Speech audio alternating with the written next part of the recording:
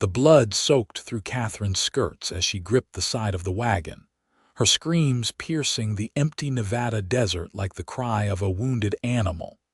But the man who had promised to love her through sickness and health had already disappeared over the horizon with their wagon driver an hour before.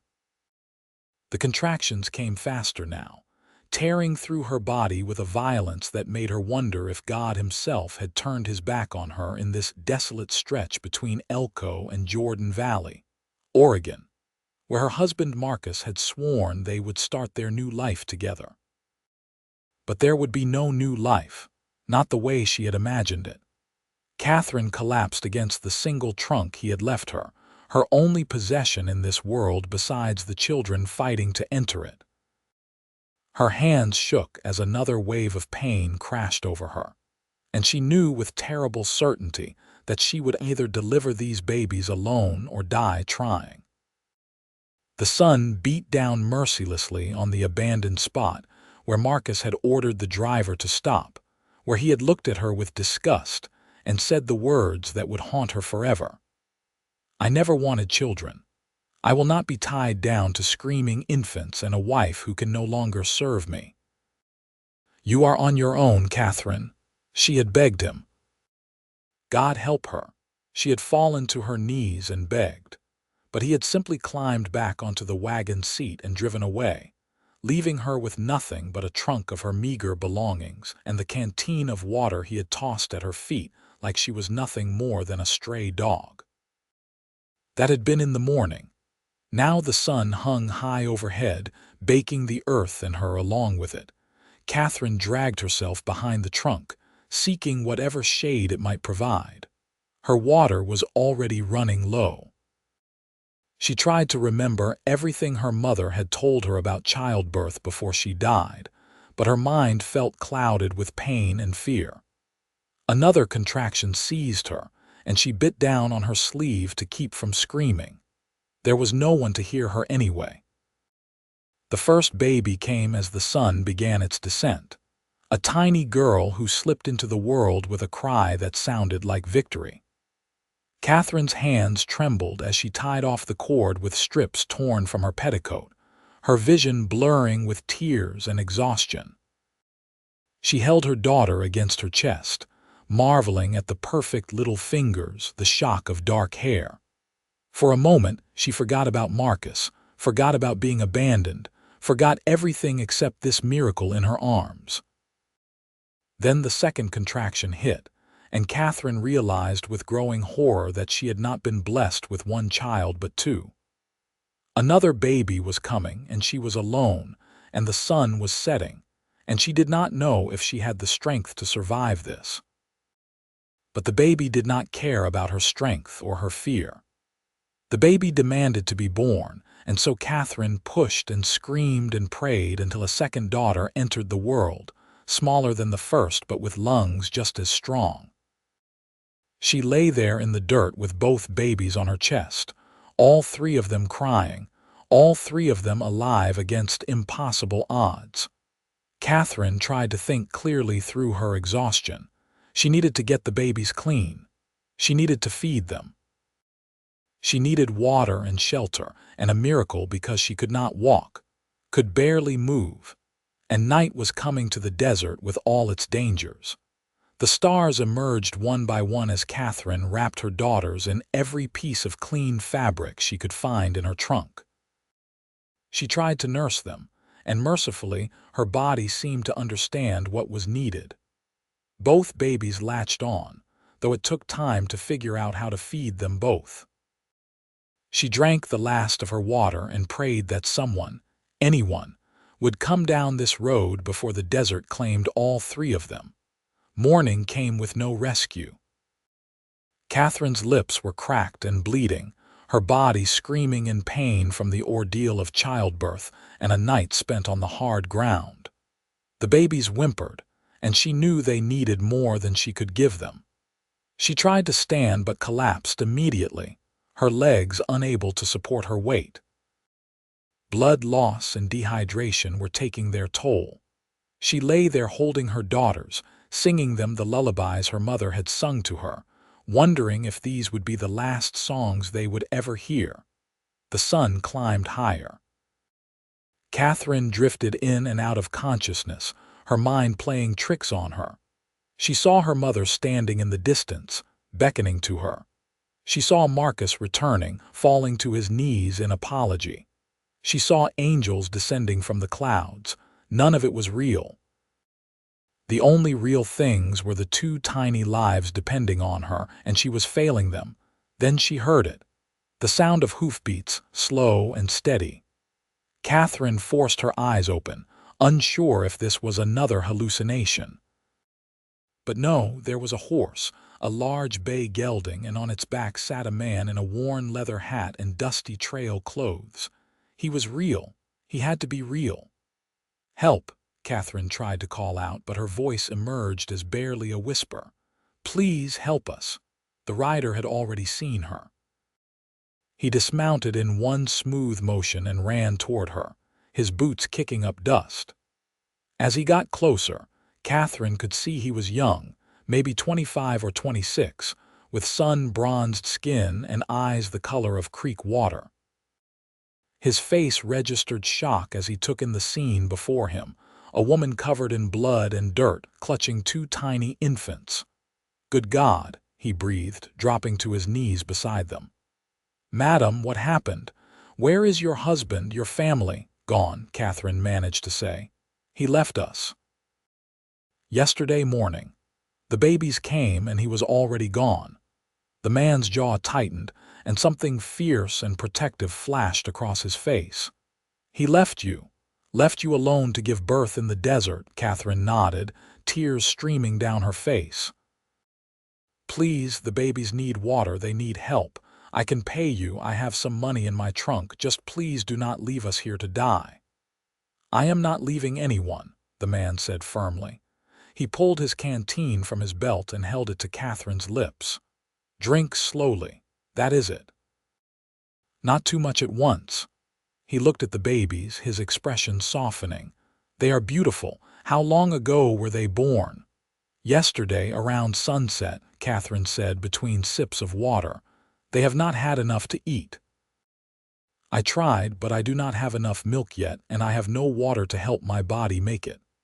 "We need to get you somewhere safe," the man said, his mind clearly racing through options. "Can you ride?" Catherine shook her head. "I can barely sit up. I am sorry, I am so sorry." "Do not apologize. None of this is your fault."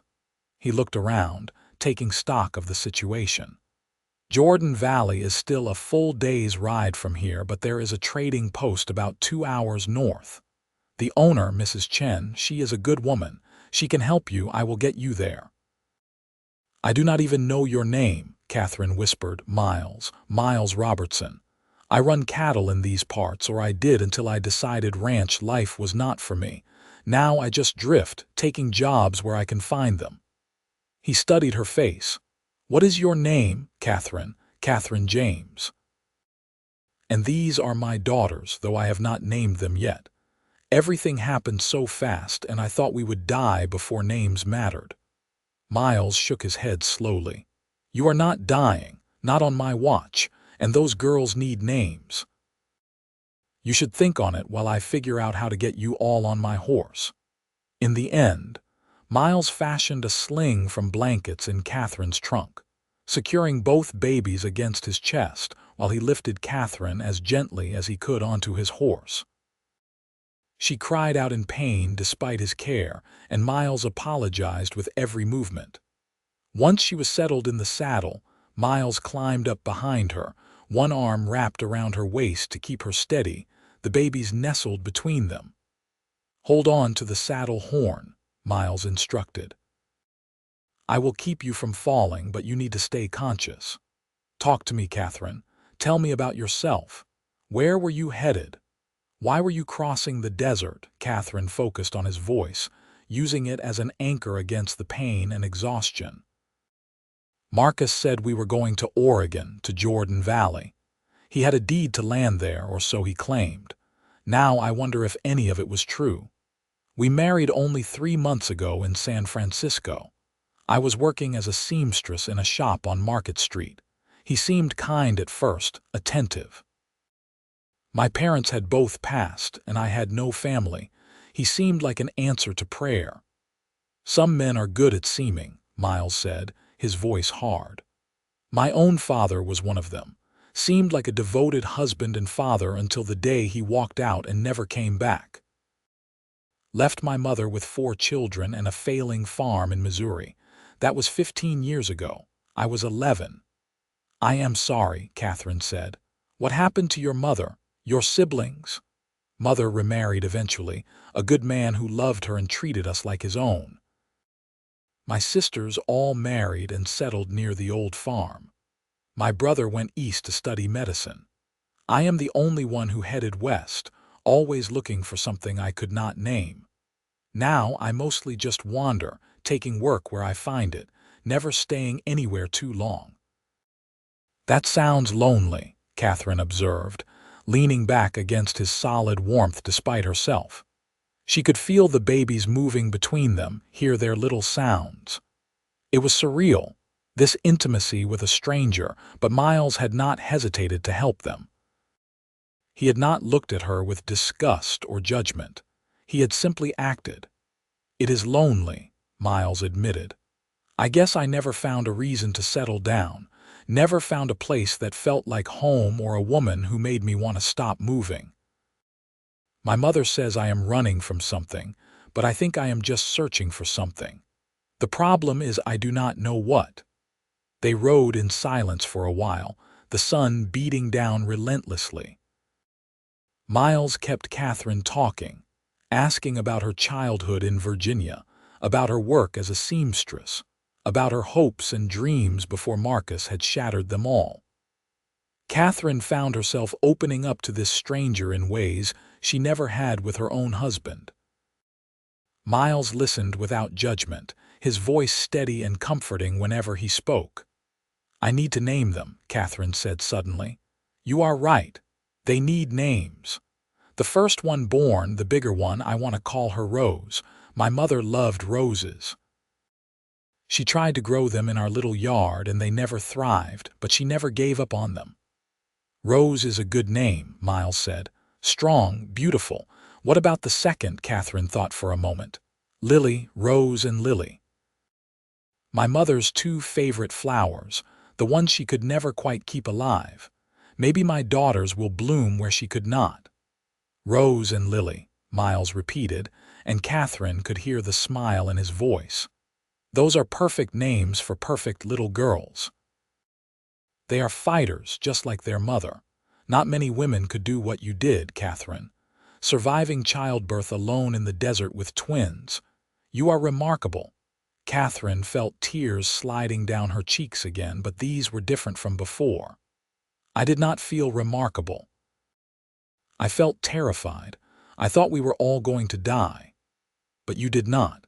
You fought and you survived, and now you have 2 beautiful daughters who are alive because you refused to give up.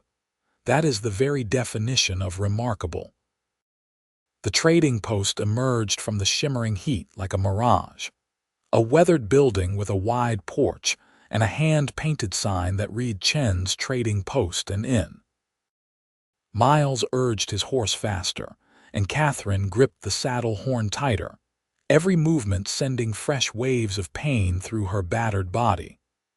A small, sturdy woman emerged from the building as they approached, shading her eyes against the sun. Her black hair was streaked with gray and pulled back in a severe bun, and her face bore the lines of someone who had seen much of life's hardships. But her eyes were kind as she took in the sight before her. Miles Robertson, what have you brought me? She called out in accented English. That woman needs a doctor. I know, Mrs. Chen. She had twins yesterday, alone in the desert. Her husband abandoned her. She needs help, needs rest, needs everything. Can you take them in? Mrs. Chen was already moving, calling out orders in Chinese to someone inside the trading post. A young man, perhaps her son, emerged and helped Miles lift Catherine down from the horse. Catherine cried out despite their gentleness, and Miles looked stricken. I am sorry," he kept saying as they carried her inside. "You did good bringing her here," Mrs. Chen said firmly. "But she needs bed, needs water, needs medicine. Those babies need proper care too. Come this way." The trading post was dim and cool after the harsh sunlight, and Catherine felt herself being lowered onto a real bed with clean sheets. It felt like heaven. "Mrs. Chen bustled around, barking orders at her son, at Miles, at another young woman who appeared with armfuls of linens and supplies. "Let me see babies," Mrs. Chen said, and Miles carefully unwrapped the sling, revealing Rose and Lily. The older woman's face softened immediately. "Beautiful girls. Perfect, but so small, so new. They need food, mother needs food and water. You," she pointed at Miles, "go get water from well. Fresh, cold water. Why," she addressed the young man, "get soup from kitchen. Emma, heat water for washing." Everyone scattered to follow her orders, and Mrs. Chen turned her attention to Catherine, her experienced hands checking for fever, examining the babies with practiced efficiency. "You did good work," she told Catherine. "Babies are healthy. You are very sick, very weak, but you will live. I have delivered many babies in my life, helped many women. You will heal." "Thank you," Catherine whispered. "Thank you so much." "Do not thank me yet. You have hard days ahead. Your body needs to heal from birth, needs to make milk for 2 babies. That is not easy even with help. You rest now, I will take care of everything." Miles returned with water, and Mrs. Chen helped Catherine drink while he hovered nearby, looking unsure of what to do with himself. The babies began to fuss, and without thinking, Miles picked up Rose, cradling her with surprising gentleness for such a large man. "Hey there, little one," he murmured. "Your mother is going to be just fine, and so are you. Mrs. Chen is going to make sure of it." Catherine watched him through half-closed eyes, this stranger who had saved their lives, who held her daughter like she was something precious. He caught her looking and gave her a tentative smile. "I should probably get going," Miles said, though he made no move toward the door. "You are in good hands now, and I am sure Mrs. Chen does not need me underfoot." "Actually, Mrs. Chen said, her sharp eyes moving between Miles and Catherine, "you stay tonight. Rest your horse. That animal is exhausted from carrying 3 people in desert heat. You leave tomorrow. Catherine needs to sleep now, but she will want to thank you properly when she wakes." Miles looked like he wanted to argue but thought better of it. "Yes, madam. I will see to my horse and get cleaned up. If you need anything, anything at all, just call for me." Catherine tried to stay awake, tried to thank him again, but exhaustion pulled her under like a tide. She sank into the first real sleep she had had in days, her daughters safe beside her in a cradle Mrs. Chen had produced from somewhere. When Catherine woke, it was dark outside and lamplight flickered across the room. She panicked for a moment, unsure where she was, before memory came flooding back. The trading post. Mrs. Chen. Miles. She turned her head carefully and saw both babies sleeping peacefully in the cradle, wrapped in clean blankets. Someone had changed their clothes, had washed them. "You are awake." The voice came from the corner of the room, and Catherine saw Miles sitting in a chair, a book open in his lap. "How do you feel?" "Like I was trampled by a herd of cattle," Catherine admitted. "But better than before. Have you been sitting there the whole time?" Mrs. Chen said someone should watch over you and the babies while she handled the evening business. I volunteered. I hope that is all right. More than all right. You have done so much for us already. I do not know how I will ever repay you." Miles closed his book and leaned forward, his elbows on his knees. "You do not owe me anything, Catherine. Any decent human being would have done the same." "That is not true, and you know it. Plenty of people would have ridden past, not wanted to get involved. You did not hesitate." "I could not have lived with myself if I had left you there," Miles said simply. When I saw you lying there with those babies, something in me just knew I had to help. I could not explain it if I tried." Catherine studied him in the lamplight, really looked at him for the first time. He had cleaned up, shaved, changed into a fresh shirt. He was handsome in a rugged way, with strong features and kind eyes. There was something solid about him, something trustworthy that she had not seen in Marcus despite all his pretty words and promises. "What will you do now?" Miles asked. "Do you have family somewhere? Friends who could take you in?"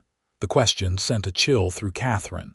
She had been so focused on surviving that she had not let herself think about what came next. "No family," she said quietly. "No friends in this part of the country. Marcus was supposed to be my new start, my new life. I gave up my job, my room, everything to follow him west. I have about $50 in my trunk, the clothes on my back, and 2 newborn babies. I do not even know where to begin." Miles was quiet for a long moment. "Mrs. Chen said you could stay here while you recover. She is always looking for help with the trading post, and she mentioned you were a seamstress. There is always mending that needs doing, clothes that need making. It would not be much, but it would be a start." "That is very kind, but I could not impose on her generosity for long. Eventually, I would need to find something more permanent, somewhere to raise Rose and Lily." Catherine felt tears threatening again. "I am sorry. I do not mean to be emotional. I just feel so lost." "You have every right to be emotional," Miles said firmly. "You have been through hell in the past 2 days. Give yourself time to heal, to think. You do not have to figure everything out tonight." One of the babies began to cry, and Catherine tried to sit up, gasping at the pain that shot through her body. Miles was at her side immediately, carefully helping her up against the pillows before lifting Rose from the cradle. "May I?" he asked, and Catherine nodded. Miles placed the baby in her arms, and Catherine opened her nightgown to nurse. She felt self-conscious at first, but Miles turned away to give her privacy, moving to the window to look out at the night. "Tell me about Jordan Valley," Catherine said, wanting to fill the silence. "Is it a real town? Was Marcus telling the truth about that at least?" "Oh, it is real," Miles confirmed, still looking out the window. "Growing town right on the Oregon border, cattle country mostly, good people for the most part. I worked a ranch up that way last year. It is beautiful country, green and open, with the Awahi Mountains rising up in the distance. A lot different from this desert." "It sounds lovely," Catherine said wistfully. "I imagine that is where Marcus was really going, just without us. He probably had another woman waiting, or perhaps he was running from debts. I was such a fool to trust him." "You were not a fool. You were a woman alone who wanted to believe in a better future. There is no shame in that." Miles turned back to face her, his expression serious. "But you are not alone anymore, Catherine. Even if I ride on tomorrow, Mrs. Chen will make sure you are taken care of, and I will make sure you have enough money to get properly established somewhere." "I cannot take your money," Catherine protested. "You have already done too much." "You can and you will," Miles said, his tone brooking no argument. "I have been saving for years, never had much to spend it on. Consider it a loan if it makes you feel better. You can pay me back someday when you are on your feet." Catherine wanted to argue more, but Lily began to cry, and Miles brought her over as well. Catherine managed to position both babies to nurse, a skill she was slowly learning.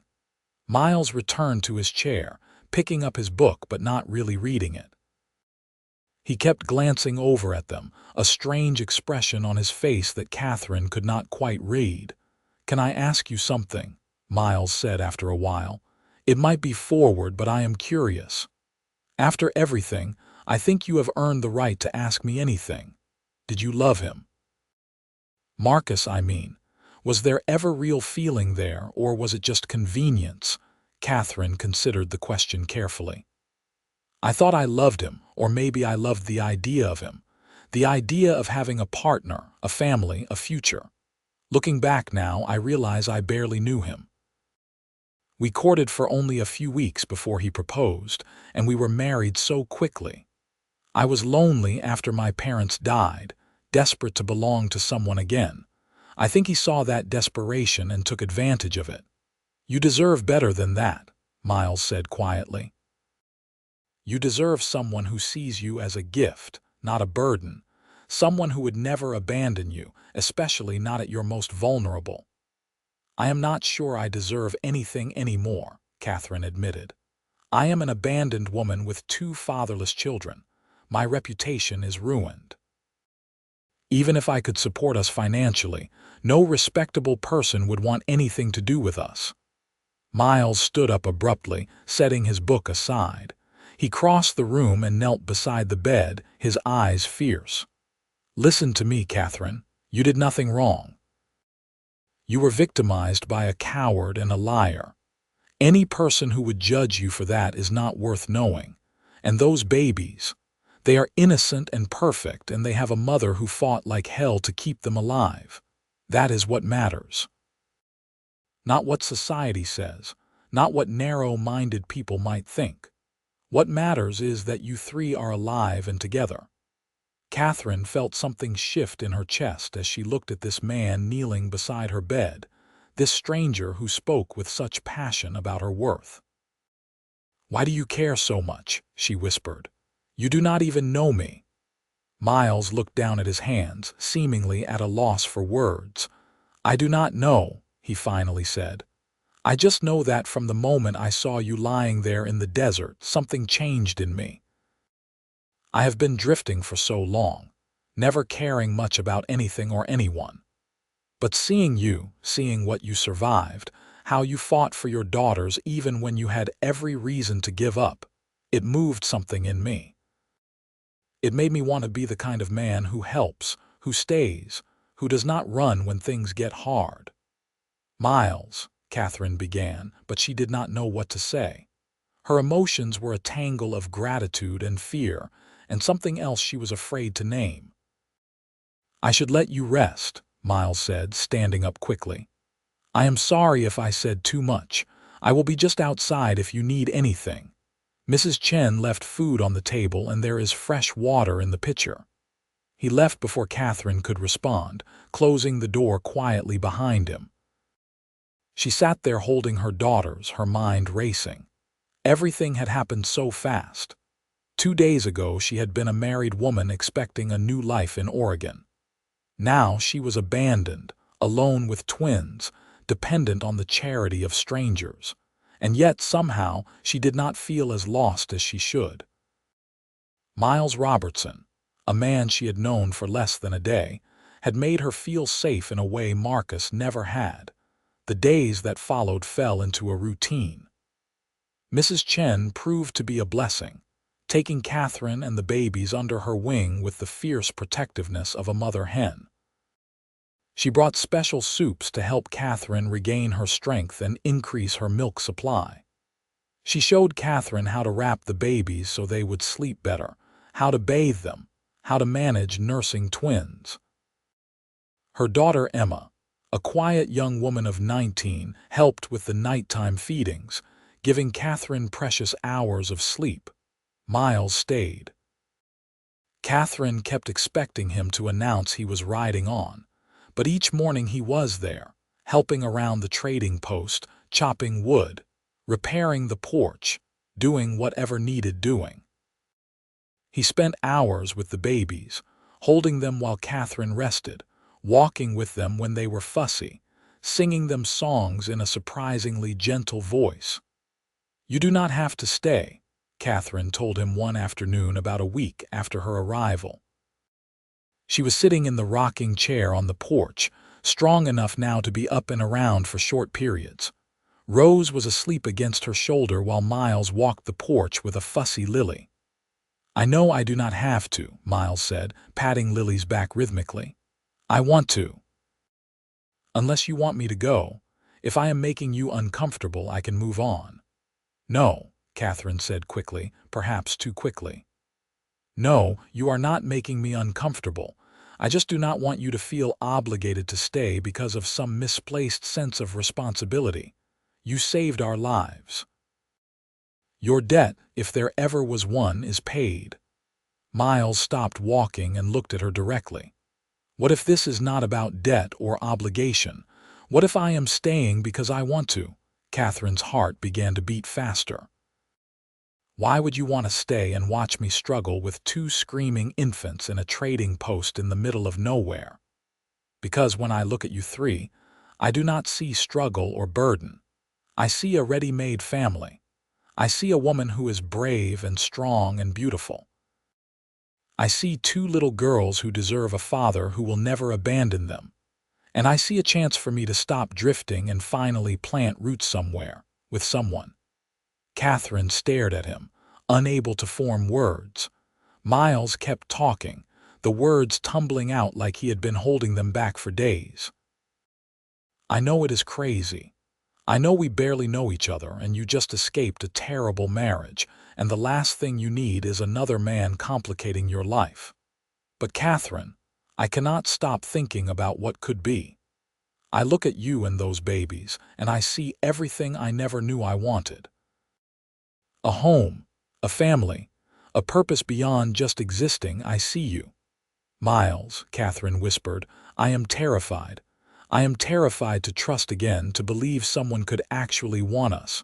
What if you are like Marcus? What if you change your mind when things get hard? Miles set Lily carefully in the cradle beside the rocking chair and knelt in front of Catherine, taking her free hand in both of his. I am not Marcus. I will never be Marcus. And I know you have no reason to trust me yet, so I am not asking you to marry me tomorrow or even to make any promises. I am just asking for a chance to prove myself. Let me stay. Let me help you. Let me get to know you and Rose and Lily. And if, after time passes, you decide you want me in your life permanently, we will talk about what that looks like. But if you decide you do not want that, I will respect it and make sure you are established somewhere safe before I go. Catherine felt tears sliding down her cheeks. That is the kindest thing anyone has ever said to me. But what about your life, your plans? You said yourself you are a drifter. How do I know you will not wake up one day and regret tying yourself down? Because I have been looking for this my whole life. I just did not know it until I found you, Miles said simply. Some people are born knowing where they belong. I had to wander until I stumbled onto my purpose, lying in the desert, holding two miracles. Rose began to stir against Catherine's shoulder, and Miles gently took her, settling back into his walking pattern on the porch. Catherine watched him, this man who had appeared out of nowhere and turned her world upside down in the best possible way. He was singing to Rose now, some old cowboy ballad about wide open spaces and coming home. All right, Catherine said softly. Stay, help me. We will see where this leads. Miles's face broke into a smile so bright it made Catherine's chest ache. You will not regret this, Catherine. I swear it. The weeks that followed were both exhausting and wonderful. Catherine grew stronger every day, her body healing from the trauma of childbirth. Rose and Lily began to develop their own personalities. Rose was the calm one, content to lie in her cradle and watch the world with serious dark eyes. Lily was the fighter, demanding attention, wanting to be held constantly, quick to express her displeasure when needs were not met immediately. Miles proved true to his word, staying close but never pushing for more than Catherine was ready to give. He took a job helping at the trading post officially, earning his keep and sleeping in the small bunkhouse out back with Lai Wai. He spent his days helping Mrs. Chen with the heavy work, greeting travelers, managing supplies. And he spent every spare moment with Catherine and the babies. You are a natural with them, Catherine observed one evening as they sat together on the porch, each holding a baby. The sun was setting, painting the desert sky in shades of orange and pink. Have you been around children much? My youngest sister was only 3 when our father left, Miles said, bouncing Lily gently. I helped raise her while my mother worked. Changed diapers, did midnight feedings, all of it. I was only 11, but I learned fast. I always figured I would have children of my own someday, but I never met anyone who made me want to settle down and start a family. Until now. Tell me more about your family, Catherine said. She found herself wanting to know everything about him, this man who had become so essential to her daily life so quickly. Miles settled back in his chair, a reminiscent smile on his face. My mother, Sarah, is the strongest woman I know. After father left, she could have given up, could have let bitterness consume her. Instead, she held our family together through sheer force of will. She took in sewing, did laundry, whatever she could to keep food on the table. My sisters, Emma, Grace, and little Margaret, they are all happily married now with children of their own. And my brother James, he is finishing his medical training in Philadelphia. Last I heard, he was planning to come back west to practice. I should write to him, let him know where I have landed. Do they know about us? Catherine asked. About what happened? I wrote to my mother last week, told her everything. I imagine she is thrilled. She has been after me for years to find a good woman and settle down. Miles looked at Catherine seriously. I told her I met someone special, that I was planning to stay in one place for the first time in years. I did not want her worrying. The thought of Miles telling his family about her made Catherine feel warm inside. It made everything feel more real, more permanent. What if she does not approve? What if your family thinks I am unsuitable? Catherine, my mother raised 4 children alone after being abandoned by her husband. If anyone would understand your situation and admire your strength, it is her. And my siblings will love you because I love you. Miles stopped abruptly, his eyes widening. I am sorry, I did not mean to, that is, I should not have said. You love me. Catherine's voice was barely a whisper. Miles met her eyes and there was no hesitation in his gaze.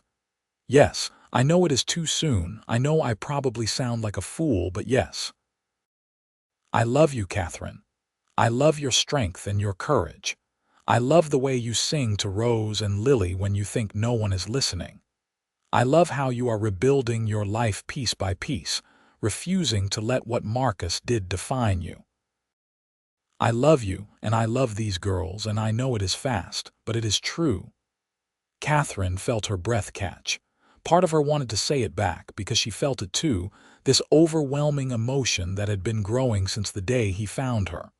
But fear held her back. I need time, she said finally.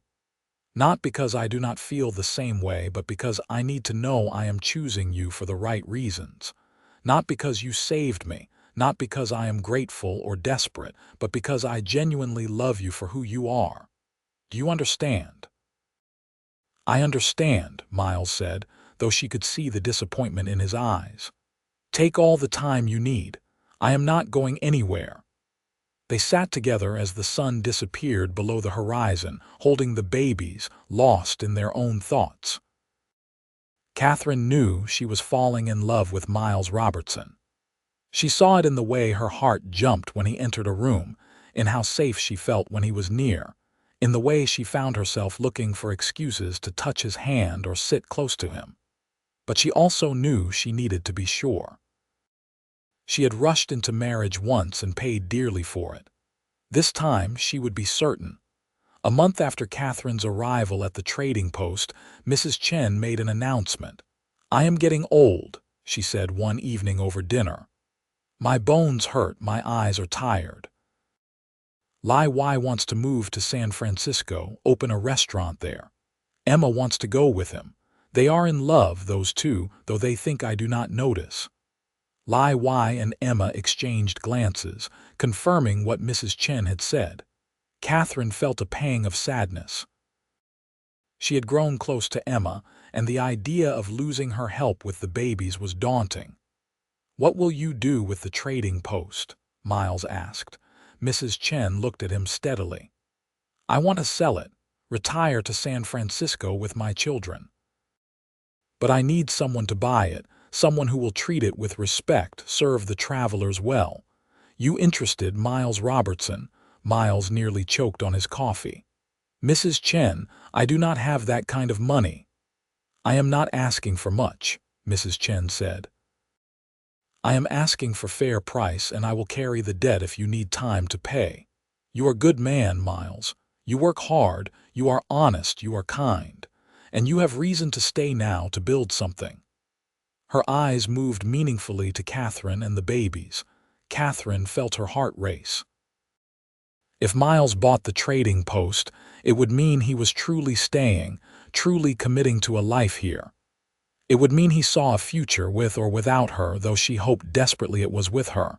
Can I think about it? Miles asked. It is a big decision. Take time, but not too much time. I want to leave before winter comes. That night, after the babies were asleep, Catherine found Miles sitting on the porch alone, staring out at the stars. She sat down beside him, close enough that their shoulders touched. Are you considering it? She asked. Buying the trading post. I am, Miles admitted. It would be a good life running this place, steady income, a real home. But it is also a big commitment, and I do not want to make that decision without knowing where we stand. Catherine took a deep breath, knowing the time had come to be honest with herself and with him. I love you, she said simply. I fought it, questioned it, tried to convince myself it was too soon or that I was just grateful or confused. But it is not any of those things. It is love, real, genuine love. I love how patient you are with the babies, how you never complain even when Lily screams for hours. I love how you listen when I talk, really listen, like my words matter. I love your laugh and your kindness and the way you make me feel safe. I love you, Miles Robertson, and if you buy this trading post, I want to build a life here with you. Miles turned to her, his eyes shining in the starlight. Do you mean that? You are not just saying it because you think I need to hear it. I mean every word. I am done being afraid. Marcus took enough from me. I will not let him take this too. If you want us, we are yours. Miles cupped her face in his hands, his touch gentle. Can I kiss you? He asked softly. Please, Catherine whispered. His lips met hers, and it was nothing like the cold, perfunctory kisses Marcus had given her. This was warm and tender and full of promise. Miles kissed her like she was precious, like she was cherished, like she was loved. When they finally pulled apart, both of them were breathless. I will tell Mrs. Chen yes tomorrow, Miles said. I will buy the trading post and we will make it our home. Marry me, Catherine. Not tomorrow, not until you are completely ready, but someday. Say you will marry me someday. Yes, Catherine said, laughing through tears of joy. Yes, someday I will marry you. But Miles, what about the land Marcus claimed to have? What if he did have a deed to property in Jordan Valley? Even if he did, it would be in his name, not yours. You would have no legal claim to it, and honestly, I would not want you anywhere near anything associated with that man. We will build our own life, on our own terms, with our own property. This trading post will be ours, and we will make it into something wonderful. Catherine leaned her head against his shoulder, feeling truly at peace for the first time since her nightmare began. Rose and Lily are lucky to have you as their father. I am the lucky one, Miles said firmly. I found you when I was lost. You gave me purpose, gave me a family, gave me a reason to finally stop running. You and those girls saved me just as much as I saved you. They sat together until late into the night, making plans for their future. Miles would buy the trading post and take over its operation. Catherine would use her skills as a seamstress to expand the business, making and selling clothes to travelers. They would add rooms to the building, create a proper home for their growing family. They would marry as soon as Catherine felt ready, giving Rose and Lily the stable, loving family they deserved. 2 months later, on a crisp October morning in 1885, Catherine James became Catherine Robertson in a simple ceremony on the trading post porch. Mrs. Chen had delayed her departure to witness the wedding, and she cried openly as Miles and Catherine exchanged vows. Rose and Lily, now 3 months old and growing beautifully, were held by Emma during the ceremony, their presence a reminder of everything that had led to this moment. "I promise to love you all the days of my life," Miles said, his voice strong and clear. "I promise to be a faithful husband and a devoted father to our daughters. I promise to build a life with you based on honesty, respect, and true partnership. You will never have to wonder if I will stay, Catherine, because I am home. You are my home." Catherine's own vows came from her heart. "I promise to trust you with my whole heart. I promise to be your partner in building our life together. I promise to love you not just for saving me, but for seeing me, truly seeing me for who I am. You took a broken woman and 2 helpless babies and called us a ready-made family. You saw worth where others would see burden. That is the man I am choosing to spend my life with."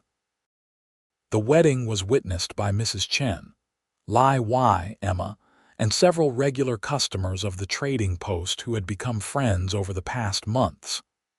There was no fancy reception, just cake that Emma had baked and lemonade and the simple joy of 2 people committing to each other and meaning it. That night, with the babies sleeping peacefully in their cradle, Miles and Catherine lay together as husband and wife for the first time. Miles was gentle and patient, taking his time, making sure Catherine felt safe and cherished. It was so different from her experiences with Marcus that Catherine actually cried, overwhelmed by the tenderness of it all. "Did I hurt you?" Miles asked immediately, pulling back with concern. "No," Catherine assured him, touching his face. "No, these are good tears. Happy tears. I did not know it could be like this, that a man could be so gentle, so caring about what I needed. You are a good man, Miles Robertson." "You are a remarkable woman, Catherine Robertson," Miles said, kissing her forehead. "And I plan to spend every day of our marriage proving to you that you made the right choice." The months that followed were busy but joyful. Mrs. Chen, Lai Y, and Emma departed for San Francisco in early November, leaving Miles and Catherine as the sole operators of the trading post. It was hard work, running the business while caring for twin infants, but they managed by working as a team. Miles handled the heavy work and most of the customer interactions, while Catherine managed the books, did the mending and sewing, and cared for the babies. Travelers came and went, and word began to spread about the trading post's new management. Miles's honest dealings and Catherine's quality needlework drew steady business. Some customers were surprised to find a young couple with twin babies running the place, but most were impressed by their hard work and dedication. Rose and Lily thrived. By their first birthday in the summer of 1886, both girls were walking, babbling constantly, and had their parents wrapped around their little fingers. Rose remained the calm, observant one, while Lily was adventurous and bold, constantly getting into things she should not. "Your daughter just tried to eat a grasshopper," Miles announced one afternoon, carrying a protesting Lily into the trading post. "My daughter?" Catherine asked with a laugh. "She is only mine when she is causing trouble." "Exactly," Miles said, but he was grinning as he cleaned Lily's hands and face. "Though I have to admit, I admire her spirit. She is fearless." "She gets that from her father," Catherine said, coming over to kiss first Lily, then Miles. "And her beauty from her mother," Miles countered, pulling Catherine close for a proper kiss. They were interrupted by Rose toddling over, demanding attention. Miles scooped her up with his free arm, holding both girls while Catherine returned to the shirt she was mending for a customer. "Have you thought more about what we discussed?" Miles asked carefully. They had been talking about having more children. Catherine had been hesitant at first, the memory of her traumatic birth experience still fresh. But Miles was patient, never pushing, just letting her know he would love to have more children with her if and when she was ready. "I have thought about it," Catherine said slowly, "and I think I am ready. I know it is scary after what happened with the girls, but this time would be different. I would have you with me, I would have proper care, and I do want Rose and Lily to have siblings." Miles's face lit up. "Are you sure? I do not want you to feel pressured." "I am sure," Catherine said firmly. "I want to have your baby, Miles. I want to create a life together that is ours from the beginning, not born out of trauma and abandonment, but out of love and choice." "Come here," Miles said, setting both girls down carefully. He pulled Catherine into his arms, holding her tight. "You have made me so happy. I love you so much." "I love you too," Catherine murmured against his chest. "I love the life we have built together. I love being your wife. I love watching you be a father to our daughters. I want more of this, more of us." In the spring of 1887, Catherine discovered she was pregnant. This time, there was no fear or uncertainty, only joy and anticipation. Miles was over the moon, constantly fussing over Catherine, making sure she was not working too hard, that she was eating enough, resting enough. "I am pregnant, not made of glass," Catherine laughed one day when Miles insisted she sit down while he handled a simple task she had been doing for months. I know," Miles said sheepishly. "I just worry.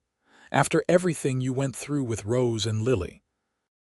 "This is different," Catherine reminded him. "I am healthy, I am not alone, and we are close enough to Jordan Valley that we can get a proper doctor when the time comes. Everything will be fine." And it was. In November of 1887, Catherine delivered a healthy baby boy with a doctor present, and Miles holding her hand through every moment. They named him Matthew, after Miles's grandfather, and he was welcomed home to the trading post by his excited sisters, now 2.5 years old. "A boy," Miles kept saying, cradling his son with wonder. "We have a son." "We have 3 beautiful children," Catherine corrected, watching Rose and Lily peer at their baby brother with fascination. "We are very blessed." The years that followed were full and rich. The trading post prospered under their management, becoming known throughout the region for fair prices and quality goods.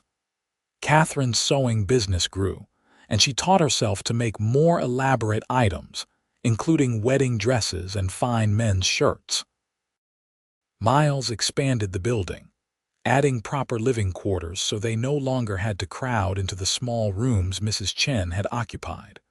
Rose grew into a thoughtful, artistic child who loved to draw and read.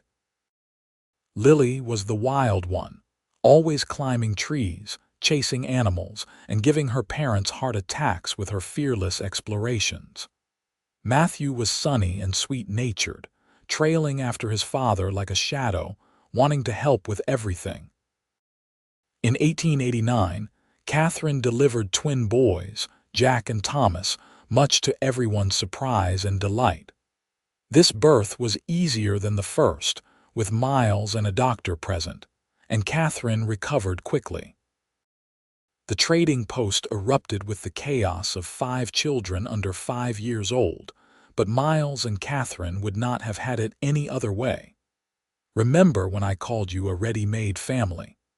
Miles said one night as they sat on the porch watching their 5 children play in the yard. "I had no idea how big our family would become." "Do you regret it?" Catherine teased. "The peaceful life of a wandering cowboy seems pretty appealing compared to this madness." "Not for one second," Miles said firmly, pulling her close. "This chaos is exactly what I was searching for all those years. This is home. You are home. All of this is home."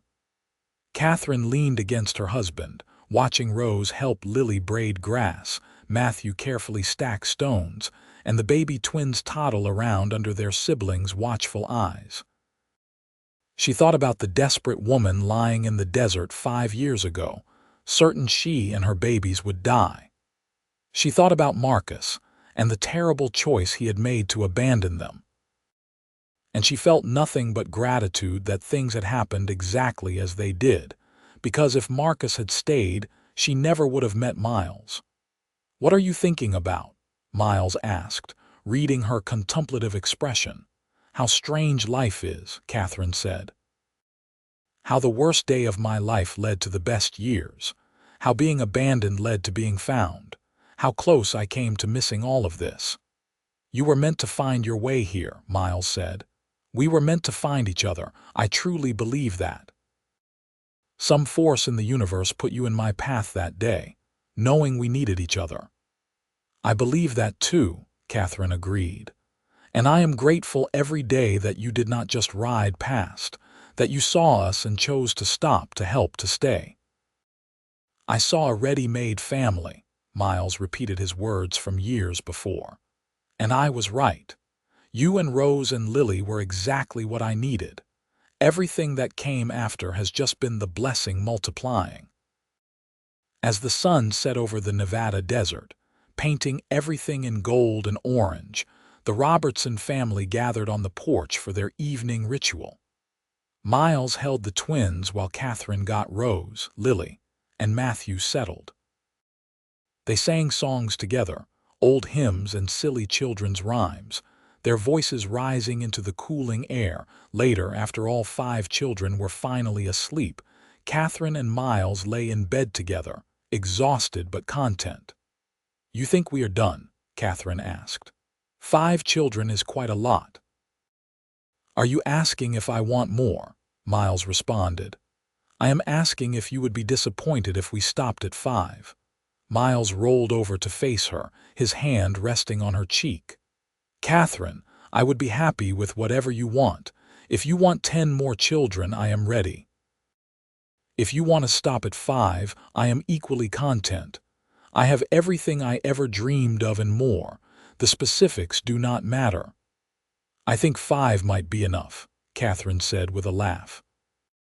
"Though ask me again in a few years when they are all a bit older, and I have forgotten how exhausting these baby years are." "Deal," Miles agreed, kissing her softly. "Though I have to say, you are incredibly beautiful when you are pregnant and when you are nursing babies. It is a privilege to witness." "You are good for my ego," Catherine said, snuggling closer. "I love you, Miles Robertson." "I love you, Catherine Robertson. Thank you for taking a chance on a lonely cowboy who did not know what he was looking for until he found you. Thank you for seeing a terrified woman with 2 newborns in the desert and calling us a ready-made family instead of a burden." They fell asleep wrapped in each other's arms, the sounds of their children breathing softly in the next room, the trading post quiet around them. Outside, the Nevada desert stretched endlessly under a blanket of stars, the same desert that had nearly claimed Catherine's life 5 years before. But instead of death, the desert had delivered her to Miles, and together they had built something beautiful and lasting. Years passed, and the Robertson children grew. Rose became a teacher, opening a small school at the trading post for children of travelers and nearby ranchers. Lily married a cowboy and moved to a ranch in Idaho, where she raised horses and continued her wild, adventurous ways. Matthew took over the trading post from his parents, expanding it into a general store and eventually a thriving business. Jack became a doctor like his Uncle James, while Thomas followed his artistic interests to San Francisco, where he became a successful painter. Miles and Catherine grew old together, their love deepening with each passing year. They became grandparents many times over, their home always filled with visiting children and grandchildren. The story of how they met became family legend, told and retold to each new generation. Grandmother was lying in the desert with Aunt Rose and Aunt Lily, and grandfather found them and called them a ready-made family, the grandchildren would say, the story taking on mythic proportions with each telling. It is true, Catherine would confirm, holding Miles's weathered hand. I was at the end of my strength, certain we would die, and then your grandfather appeared like an answer to prayer. I was the lucky one, Miles would always add. I found my whole world lying in that desert, best day of my life. On a warm summer evening in 1920, Catherine and Miles sat on the porch of the trading post, now expanded and modernized but still recognizably the same building where they had begun their life together. They were both in their 60s now, their hair gray, their faces lined with age and laughter. Around them, the sounds of their grandchildren playing filled the air. You ever think about what your life would have been if Marcus had not abandoned you? Miles asked, a question he had wondered about for years but never voiced. Catherine considered it seriously. Sometimes, she admitted. But I cannot imagine my life any other way than it has been. Yes, what Marcus did was cruel and terrible, but it led me here to you, to our children, to this beautiful life we built together. I would not change any of it. Even the pain, even the fear, even that, Catherine said firmly. Because it made me strong enough to appreciate what we have. It made me wise enough to recognize a good man when I found one. If I had lived an easy life, I might have taken all of this for granted. Instead, I wake up grateful every single day. Miles raised her hand to his lips, kissing it gently. You are the most remarkable woman I have ever known, Catherine Robertson. Marrying you was the best decision I ever made. Finding me was the best decision you ever made, Catherine corrected with a smile.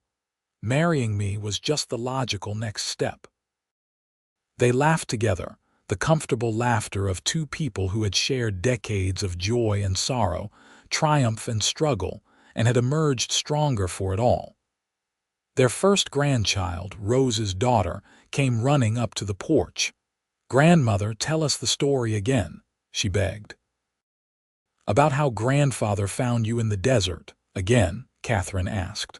I told you just yesterday. But it is the best story, the girl insisted. And Thomas says it is not true that no one could survive like that.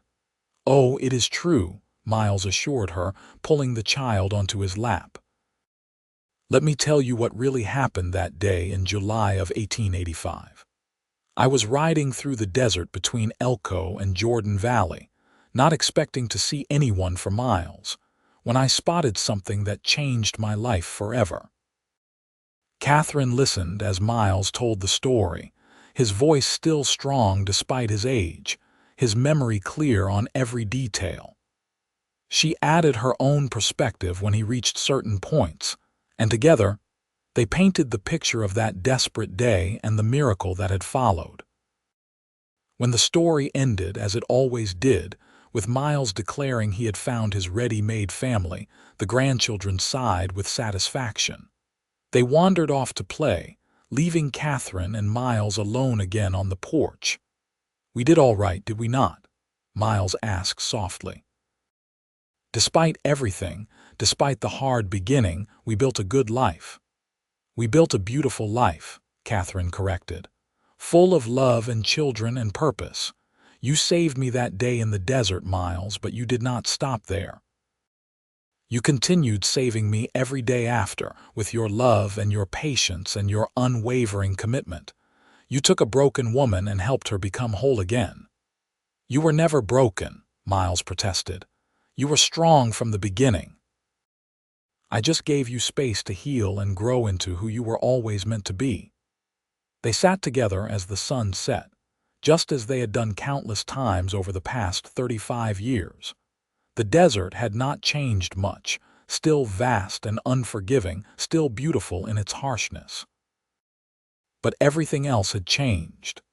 The scared, abandoned woman and the drifting cowboy had found each other in that desert, and from that chance meeting had sprung 5 children, 16 grandchildren so far, a thriving business, and a love story that would be told for generations.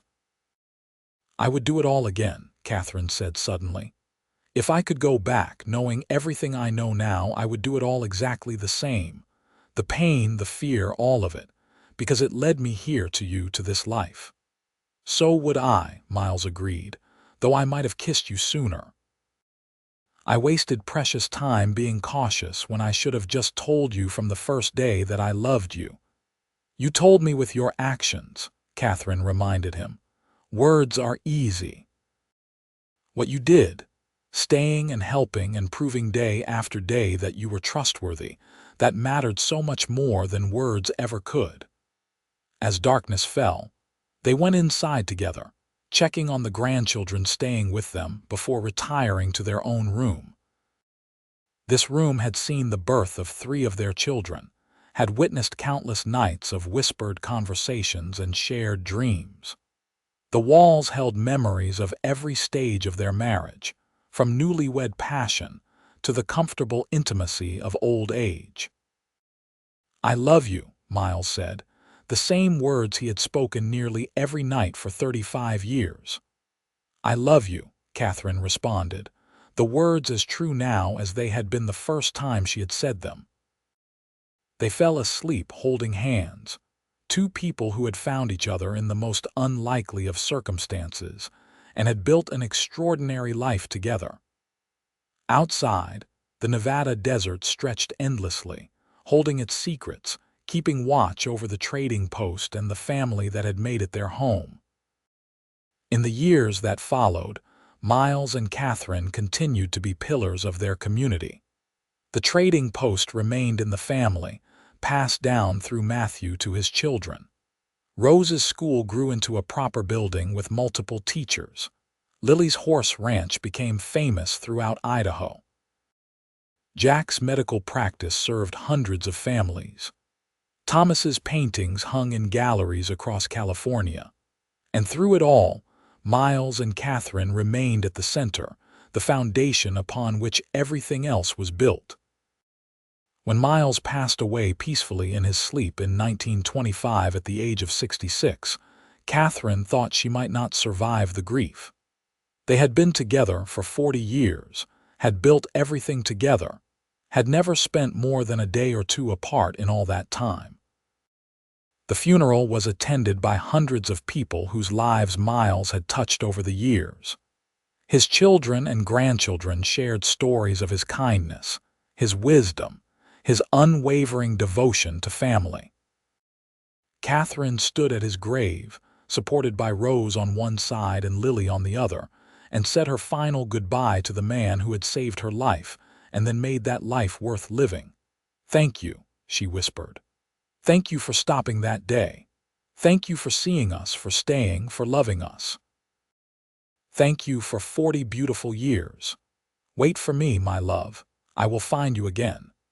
Catherine lived another 10 years without Miles, years she spent surrounded by her children, grandchildren, and eventually great-grandchildren. She continued to sew, to tell stories, to pass down the wisdom she had gained through her remarkable life. When people asked her the secret to a good marriage, to a happy life, she always gave the same answer. Choose wisely, but once you have chosen, commit completely. Love is not just a feeling but a decision you make every single day. And if you are blessed enough to find someone who sees you as a gift rather than a burden, who calls you a ready-made family when the world says you are damaged goods, hold onto that person with everything you have. That is what Miles did for me, and it made all the difference. Catherine passed away in the spring of 1935, surrounded by her children, exactly 50 years after Miles had found her in the desert. Her last words were about him, about that day, about the lonely cowboy who had said he saw a ready-made family, and had meant it with his whole heart. The trading post remained in the Robertson family for 3 more generations, a testament to what Miles and Catherine had built together. Above the door, a plaque was installed that read, "Robertson Trading Post, ESD, 1885, founded on love, built on faith, sustained by family. And every summer, on the anniversary of that fateful July day when Miles found Catherine and her twins in the desert, the Robertson family would gather at the trading post to celebrate. They would tell the story again, keeping it alive for new generations. They would honor the courage of a woman who survived the impossible and the kindness of a man who stopped to help when he could have ridden on. It became tradition to end the gathering with Miles's own words, spoken so long ago but preserved carefully through the years. "I see a ready-made family."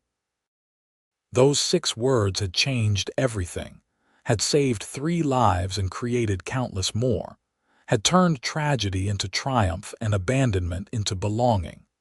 The story of Catherine and Miles Robertson became more than family history. It became a reminder that sometimes the worst moments of our lives lead to the best, that kindness can transform everything, and that love, real love, sees worth where others see only burden. It became a testament to the idea that family is not always about blood, but about choice, about who shows up when you need them most, about who stays when they could easily walk away. In the desert between Elko, Nevada, and Jordan Valley, Oregon, where Catherine once lay dying with her newborn twins, a historical marker was eventually placed. It told the abbreviated version of the story, but locals and family members could tell you the whole truth. They could tell you about a woman abandoned and a cowboy who stopped. They could tell you about twins born in desperation and a love that grew from compassion. They could tell you about a trading post that became a home and a ready-made family that grew into a legacy. The desert remained unchanged, vast and unforgiving, beautiful and harsh. But for one family, that desert was not a place of death but of beginning.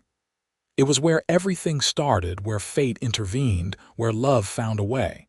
And that made all the difference.